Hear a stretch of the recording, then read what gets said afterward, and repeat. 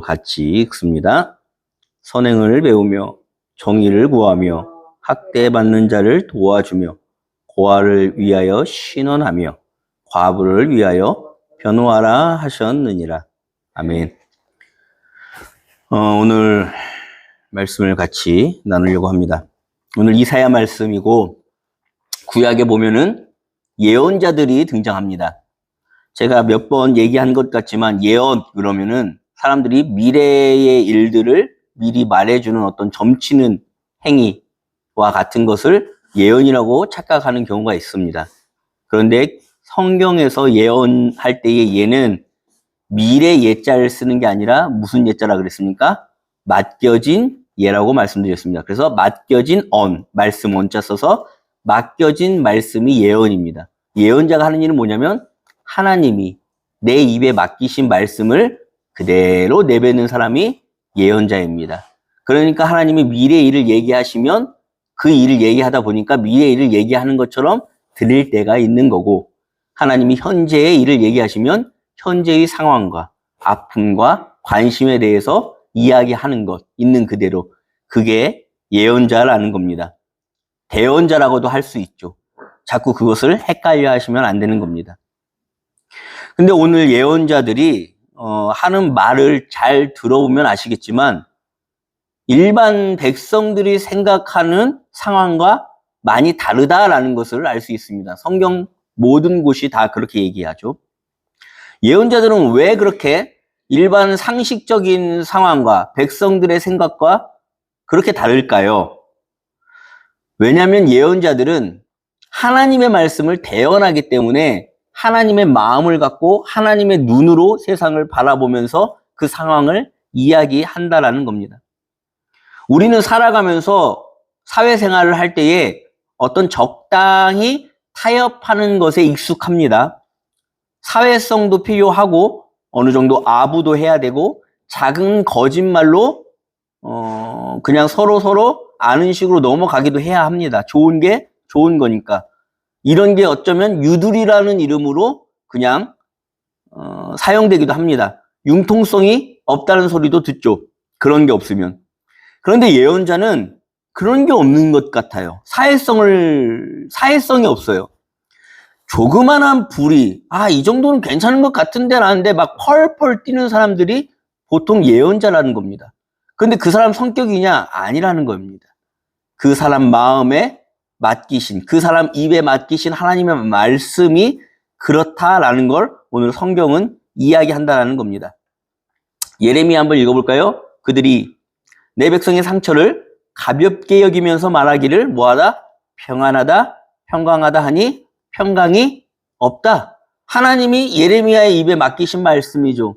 백성들은 그래요. 야, 그 정도는 가난한 사람이 있을 수 있지. 야, 그 정도 안 다치는 사람이 어딨어. 아니, 그 정도로 피해 안 보는 사람이 어딨어. 다들 그렇게 넘어가는데 예레미야만 유독 그 상황에서 어떻게 얘기한다라는 겁니까? 니네 그거 평안하다라는 얘기하지 말라는 겁니다. 하나님이 그 일에 매우 관심이 많고 화가 나셨다라는 겁니다. 그러다 보니까 일반 사람들은 예레미야의 설교를 듣기 싫어합니다. 왜요? 예배 잘 드리고 있는데 너희들의 예배가 역겹다. 하나님을 잘 섬기고 성전을 이쁘게 가꾸어 놨는데 그 성전은 기도하는 자의 집이 아니라 강도의 소굴이다. 이런 말을 하니까 가만히 예배드리고 있는 입장에서, 지금 부흥하고 있는 입장에서, 교회 수가 점점 늘어나고 있는 입장에서 재수 없잖아요. 그래서 어떻게 합니까? 예레미야를 감옥에 가두거나 선지자 취급을 안 하죠. 그럼 대체 왜 그러는 건데? 왜 여기가 교회가 아니고 왜 이게 예배가 아닌데? 라고 물어보면은 예레미야의 답변이 더 어처구니 없다라는 겁니다. 예언자들은 어떤 식으로 답변하는 줄 아십니까? 우리 같이 한번 신명기 읽어볼까요? 시작. 오직 온전한 공정한 저울추를 두며 온전하고 공정한 되를 둘 것이라. 그리하면 하나님이 여호와 하나님께서 내게 주시는 땅에서 내가 날이 길리라. 그리고 이렇게 속이는 자들, 그런 자들은 어떤 자들입니까? 악을 행하는 자들은 여호와 하나님께 가증한 자니라. 아니, 지금 예배를 드리고 있는 상황에서 자꾸 뭔 얘기를 하는 거예요? 왜 시장에 저울추가 나오고, 왜 시장에 대박을 속이는 걸 가지고 지금 너희들의 예배가 엉망이라는 소리를 하냐 이겁니다. 혹시 예배 순서가 틀렸거나, 너희들의 예식이 잘못됐다거나, 새벽 기도는 이렇게 해야 된다거나, 헌금을 너희들이 빼먹었다거나, 이런 내용이라면 납득이라도 하겠는데, 예레미야가 얘기한다는 것, 예언자들이 얘기한다는 건 어떤 얘기를 하는 겁니까? 너희들의 저울추가 틀렸다라고 얘기한다는 겁니다. 왜 갑자기 경제 활동이 나오고, 왜 갑자기 경제적인 어떤 사업적인 일하는 어떤 영역의 이야기를 하냐 이겁니다. 그런데 예언자는 그 이야기를 하는 이유가 거기에 무엇이 있으니까 하나님의 관심이 있다라는 겁니다. 그리고 말씀 가운데서 이야기하고 있는 게 뭐니까 저울추를 속이지 말라고 하는 그 말씀을 근거로 얘기한다는 겁니다. 우리가 우상숭배라고 생각하면은 항상 생각하는 게 그런 거예요. 나무나 바위 같은 것에 절하는 것, 굿하는 것, 무당 같은 거 찾아가는 것, 점치는 것, 이런 걸 우상숭배 정도로 생각하는데, 물론 그것도 하나님께서 가증하다라고 말씀하시는데, 또 하나님이 지금 신명기 25장 16절에 보면 아시겠지만 무엇도 가증하다? 저울추를 속이는 행위도 가증하다라고 얘기한다는 겁니다. 이게 우상숭배를 비난할 때 쓰는 단어가 여기에도 쓰였다라는 겁니다. 왜 이렇게 하나님이 여기에 화를 내시냐? 제가 하나의 예를 들어 드리겠습니다. 최근의 일입니다. 이번에 그 대통령 주관 국무회의를 보신 분들은 아실 수도 있는데, 이번에 국무회의가 굉장한 관심이죠. 왜 그럽니까? 우리 국민들이 몰랐던 국가기관이 어떤 식으로 일하는지를 대통령한테만 보고하는 그 내용을 방송으로 틀어버리니까 다 알게 된 거예요. 야, 얘네들 일을 이런 식으로 하고 있었구나. 그 중에 기가 막힌 것 중에 하나가 코레일이 기차를 사려고 경쟁 입찰을 내겁니다. 광고를 하죠. 자, 기차를 사야 됩니다라고 하니까 다원시스라는 회사가 기차를 우리가 납품할게요 라고 해서 제일 싼 가격에 낙찰을 받습니다. 제일 싸게 냈으니까, 써서 냈으니까. 근데 낙찰을 받았는데 보통 그렇게 계약을 하면은 자, 이제 일을 진행하세요 라고 하고 계약금 30% 주고 중도금 한 30% 주고 나중에 다 일을 마치면 잔금 40%를 치르는 게 업계 관행인데, 이 다원시스라는 회사는 기차를 하나도 납품하지 않았는데 선금으로 70%를 받습니다. 기차 한 대도 안 주고요. 그럴 수 있다고 칩시다. 근데 문제는 그 다음입니다. 2018년에 358칸을 계약을 했는데 100칸만 주고 100개만 주고 250개 정도를 안 줬습니다. 납품을 250개가 안 된 거예요. 근데 돈은 이미 70%를 받았습니다. 자, 그럼 이렇게 납품이 안 되고 계약이 완성이 안 됐기 때문에 고소 고발을 하거나 이 업체를 갖다가 다시는 이용을 하지 말아야 될 건데, 2021년에 300칸을 또 계약을 체결하게 됩니다. 그런데 2021년에 체결한 이 300칸은 돈만 받고 아직 한 칸도 납품이 되지 않았습니다. 이 정도 규모가 거의 9천억에서 1조 사이입니다. 그런데 2024년 바로 작년에 또 계약을 합니다. 150칸 정도가요. 자, 이런 식으로 돈만 받아가고 물건을 못 받은 게 거의 9천억에서 1조 가까이 되는데, 초등학생을 코레일 사장 시켜도 이 정도면은 야, 여기는 왜 물건을 안 줘? 나 여기랑 계약 못 하겠어 라는 판단을 당연히 해야 될 거 아닙니까? 그런데 왜 또 거래가 자꾸 성사가 될까요? 알고 보니까 그 코레일 회사에서 일했던 고위 공무원들이 퇴직하고 가면 다원시스에 당연한 듯이 이사로 취직을 하는 겁니다. 이해 가세요? 이게 전관예우이고 비리 같은 거죠. 대한민국의 코레일 같은 공공기관이 몇 개인 줄 아십니까? 350개 정도 됩니다. 지금 코레일만 이런 식으로 드러났지 나머지 350개는 정상적으로 돌아갈까요? 다 이렇게 돌아가겠죠. 이게 정직한 추를 원하시는 하나님의 말씀이라는 겁니다. 그런데 그냥 이 나쁜 놈들 돈을 갖다가 여러분 그냥 돈이 감각이 없나 본데 나 1억 벌려고 생각을 해봤는데 계산을 해봤는데 일반 평균적으로 200, 300 버는 사람 1억 벌려면요 10년을 일해야 돼. 10년을.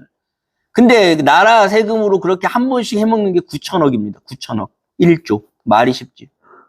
근데 걔네들이 이 나쁜 짓을 하고 그냥 끝나면 좋은데 이 나쁜 짓은요 누군가의 희생을 불러옵니다. 누군가의 피를 흘리게 만든다라는 겁니다. 잠언 말씀 한번 읽어볼까요?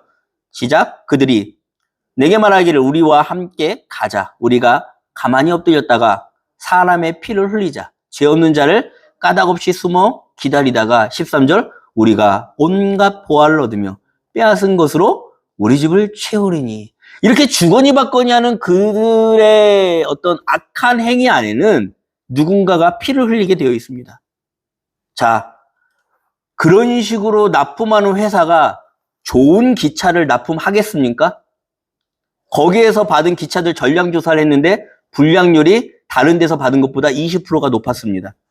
기차 속도가 제대로 안 나옵니다. 그거 누가 고칩니까? 그 기차 누가 탑니까? 보통 대중교통을 이용해야 하는 가난한 서민들이 이용하는 게 기차입니다. 돈을 그런 식으로 엉뚱한 데 쓰니까 예산은 한정되어 있습니다. 그럼 다른 곳에서 예산을 줄여야겠죠. 예산을 깎아야겠죠. 어디에서 많이 깎을까요? 보통 서민들에게 돌아갈 안전 예산이 많이 깎이게 됩니다. 여러분 그 스크린도어 사건 기억하시나요? 스크린도어 사건? 뉴스에서 한 번쯤은 보셨을 겁니다. 스크린도어 고장나가지고 고치고 있는데 열차가 들어오는 바람에 열차에 치여서 죽은 사건. 사람들은 보통 그 스크린도어 사건을 한 건 정도로 기억하고 계시더라고요. 제가 기억하는 것만 4건입니다. 2013년에 성수역, 2015년에 강남역, 2016년에 구의역, 2022년에 정발산역. 왜 이게 계속 반복될까요? 원칙은 뭔 줄 아세요? 2인 1조로 작업하면 됩니다. 한 명은 망보고 한 명은 고치고. 그런데 그 2인 1조를 할 때에 안전 예산이 없다는 이유로 어떻게 합니까? 한 명만 일을 시켰습니다. 계속. 이거 사고가 나고 누가 죽어도 계속. 왜? 돈 없다는 이유로. 왜 돈이 없습니까? 기차 산다고 위에서 이렇게 저렇게 빼먹었으니까. 이것뿐이겠습니까? 요렇게 저렇게 또 빼먹었으니까. 그 중에서도 2016년 구의역에서 사망한 김군이라는 청년의 사건을 기억하십니까? 고등학교를 갓 졸업하고 취업하기 위해서 고등학교 그 취업하는 그 프로그램 있잖아요. 거기에서 취직한 19살의 청년이었습니다. 집안이 가난했어요. 넉넉하지 못하니까 월급 벌겠다고. 그래서 돈 100만 원씩 가게에 보탬을 해주고 있었던 성실한 청년이었습니다.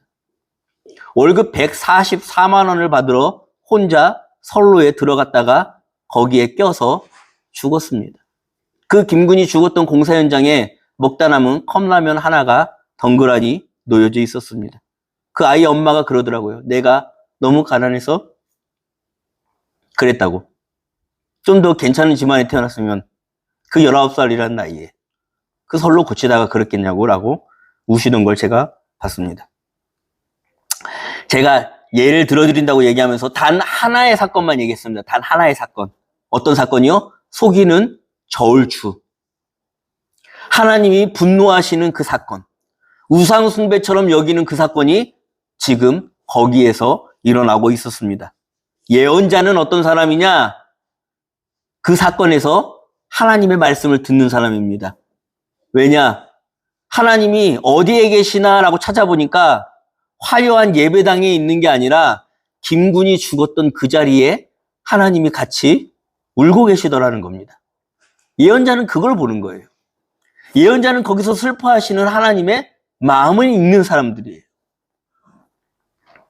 예언자들이 교회를 안 가는 이유는 신앙이 없어서 안 가는 게 아니라 신앙이 너무 좋아서 안 가는 겁니다. 왜?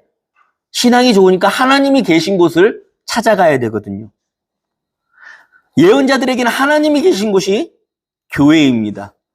그리고 보니까 그 피 흘린 선로 위에 하나님이 계시더라는 겁니다. 우리는 그 시간대에 어디에 있었습니까? 여름에는 시원하고 겨울에는 따뜻한 예배당에 편안한 의자에 앉아서 서로 사랑합니다. 복 받으세요. 잘 될 겁니다. 하나님이 당신을 사랑하십니다라고 서로 이러니 저러니 말을 주고받고 있었습니다. 그런데 단 한 번이라도 여러분 예배당에서 144만 원을 벌기 위해서 목숨을 잃어버린 청년의 이야기에 대해서 그 슬픔에 대해서 예배 시간에 같이 눈물 흘린 적이 한 번이라도 있습니까?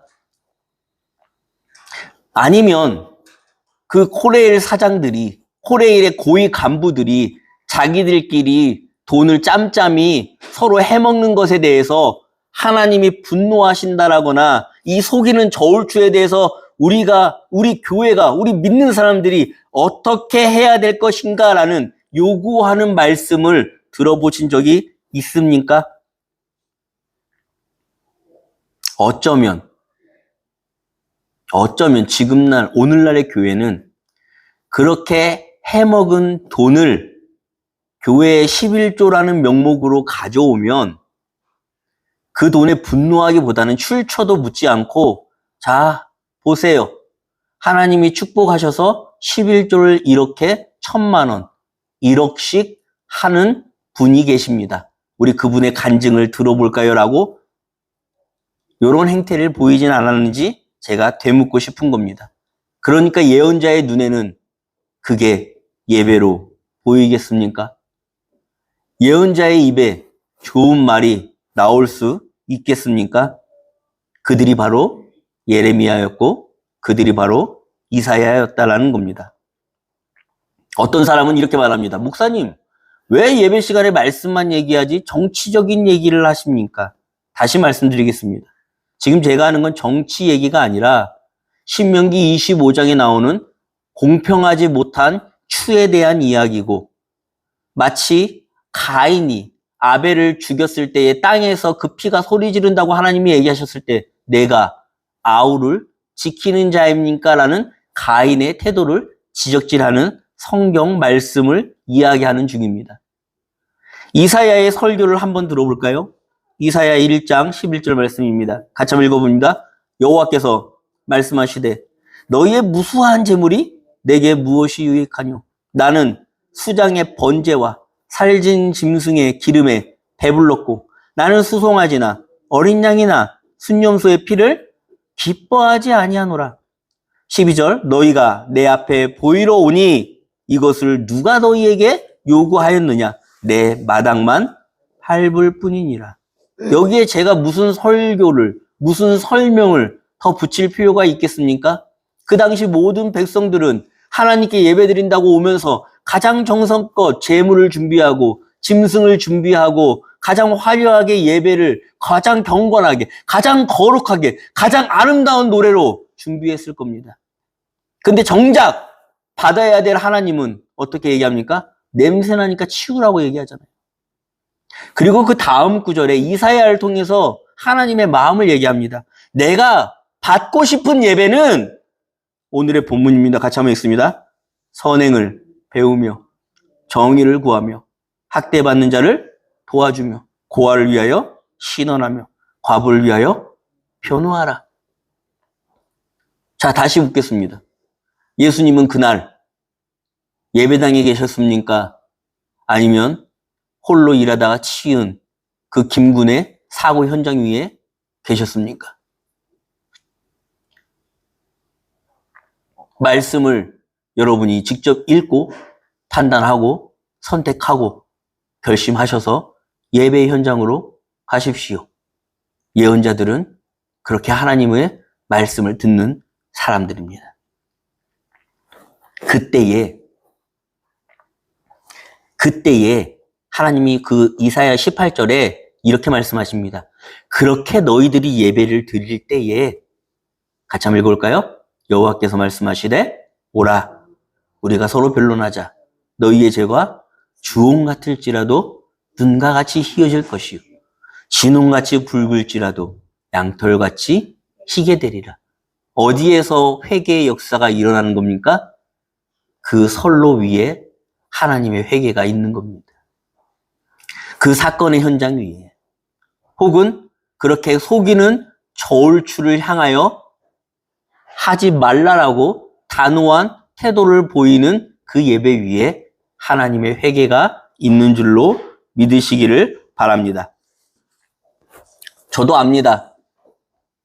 이렇게 설교를 해도 많은 사람들이 이런 거친 말씀보다는 그저 주일에 편안한 의자에 앉아서 감동적인 찬양을 듣고 위로가 되는 설교를 들으면서 오늘도 은혜 받았다라고 하면서 돌아가는 게 여러분의 마음을 훨씬 더 풍족하게 만든다라는 것을 저는 압니다.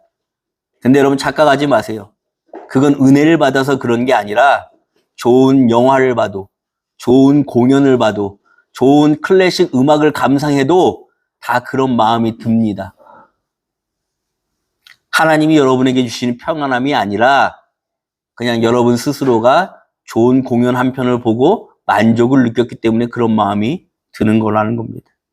그래서 예언자들은 거기에 예배가 없다라고 얘기하는 건 비난하거나 부정적이어서 그런 말을 하는 게 아니라 너무 속이 상해서 안타까워서 얘기하는 겁니다.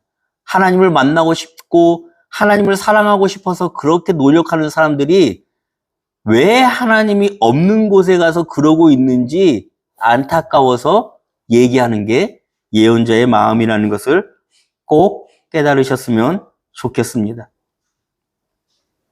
다시 한번 말씀드리겠습니다. 하나님을 만나고 싶으십니까? 하나님을 사랑하십니까?